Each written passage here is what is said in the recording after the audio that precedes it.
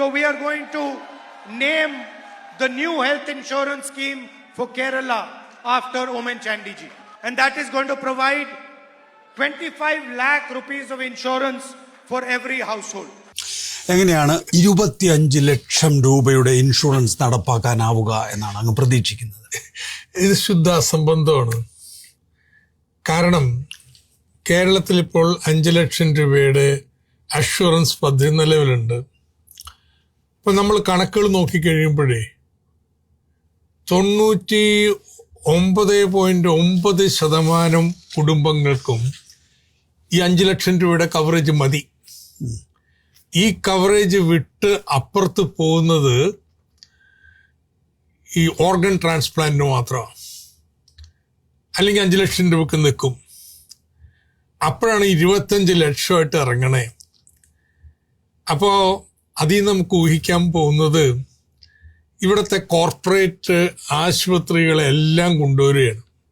അവർക്ക് ഈ പറഞ്ഞ തുക റേറ്റുകൾ വരും.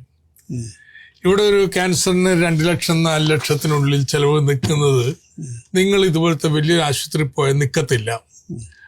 അപ്പോൾ പൊതുപണം എടുത്ത് ഇവിടുത്തെ വൻകിട കോർപ്പറേറ്റുകൾക്ക് കൊടുക്കുന്നൊരു ഏർപ്പാടാണ്.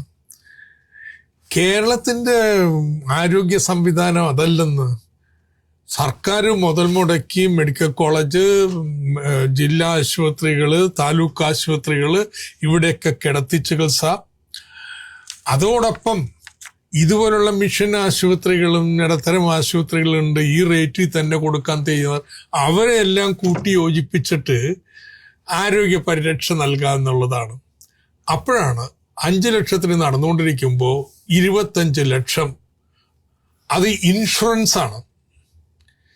ഇപ്പോൾ മുഴുവൻ പേർക്കും നമ്മൾ ആരോഗ്യ പരിരക്ഷ ഇൻഷുറൻസ് ഏർപ്പെടുത്തുന്നിരിക്കട്ടെ. എന്തിനാ ഇൻഷുറൻസ് കമ്പനി?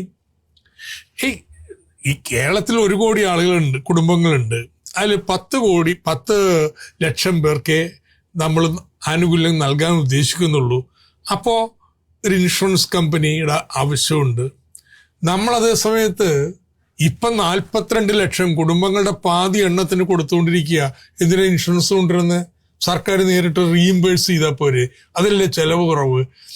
അപ്പോൾ അത്തരത്തിൽ നടന്നുകൊണ്ടിരിക്കുന്ന ഒരു സംവിധാനത്തെ ഒരു കാരണവുമില്ലാതെ തകർക്കുന്ന ഏർപ്പാടാണത്.